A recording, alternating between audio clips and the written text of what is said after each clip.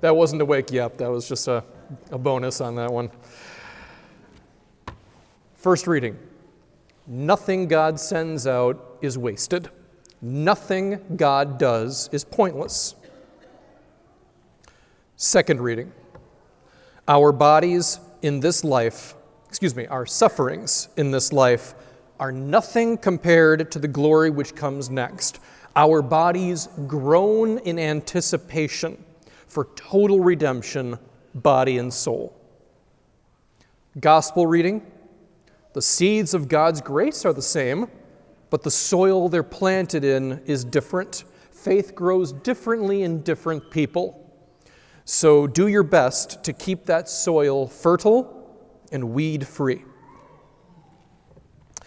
All three readings are about God's promise for the future. What we have here and now are spiritual seeds. So what I want to leave you with today is this. So first of all, no, I don't actually know why suffering exists. That's pretty much the big unanswerable question in Western religion in general. Why does God allow us to suffer? Either he can help us but doesn't care, or he cares about us but he can't actually help us. Both of those conclusions are inherently wrong.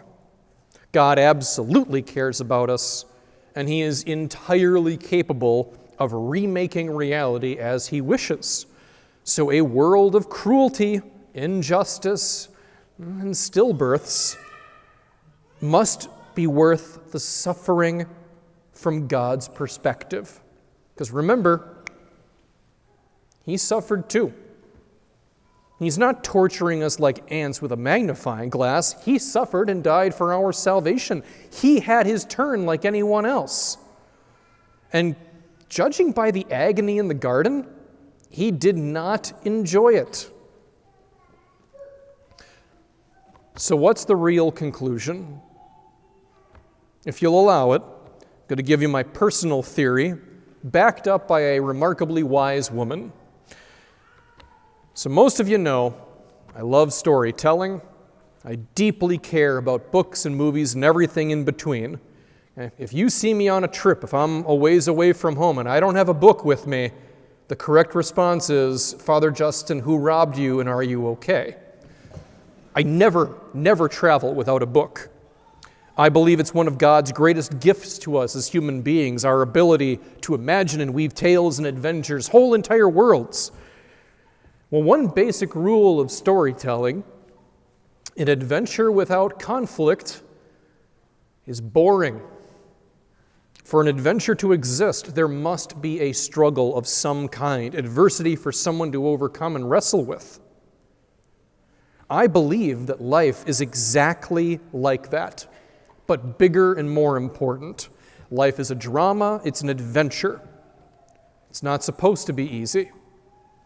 It's not supposed to be obvious. It's not supposed to be painless, because it's not supposed to be boring. But for all the frustration on the way, nothing is wasted. Nothing pleasing to God is wasted.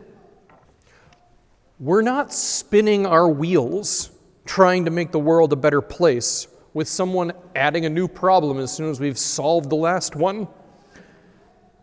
I know it feels like that sometimes, but nothing is lost. Nothing is meaningless. We just haven't gotten to the end of the book yet. That's the best I got for you. You can't really answer why does God allow suffering without getting into a personal interpretation, and no answer is going to be perfect.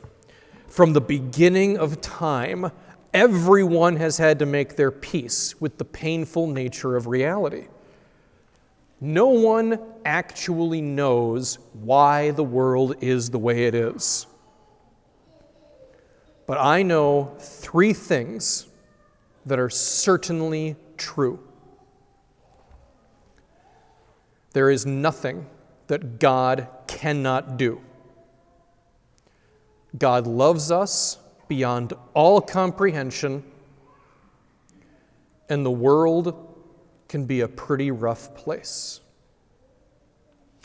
The only logical conclusion that involves all three of those things is that there is purpose to our existence that requires pain and somehow is worth the pain in the end.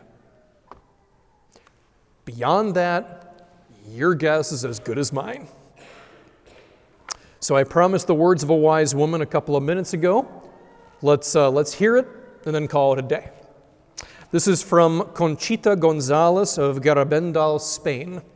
She witnessed a Marian apparition in the 1960s, and this is her advice to all in troubled times from March of 2020. God is detaching us from the securities of this world.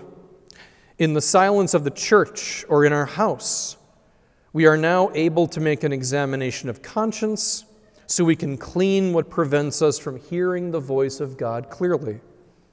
With sincerity, we can ask God to tell us what He wants of us today and continue to do that every day. And spend as much time as possible with God at church or somewhere in your home or where you can find the silence. He is all that we need. The first time I read that, I thought she was specifically talking to Catholic priests. We're being detached from the securities of this world. We are no longer the biggest religion on the planet. We no longer enjoy the trust and protection of our local governments.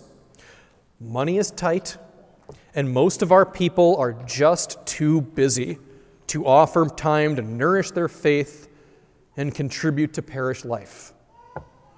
I'll remind you, back in the day, those were considered perks of the job. But now, with those securities of the world taken back, it's like God is asking, will you still be faithful?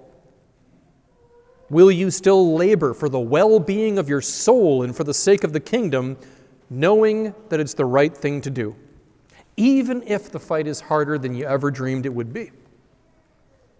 Conchita's is a deeply and beautifully Catholic sentiment. No matter what, do your best to make yourself right with God. Regardless of how busy you are, spend as much time as you can with God between your parish and your home, because God is all that we need, especially in difficult and troubled times.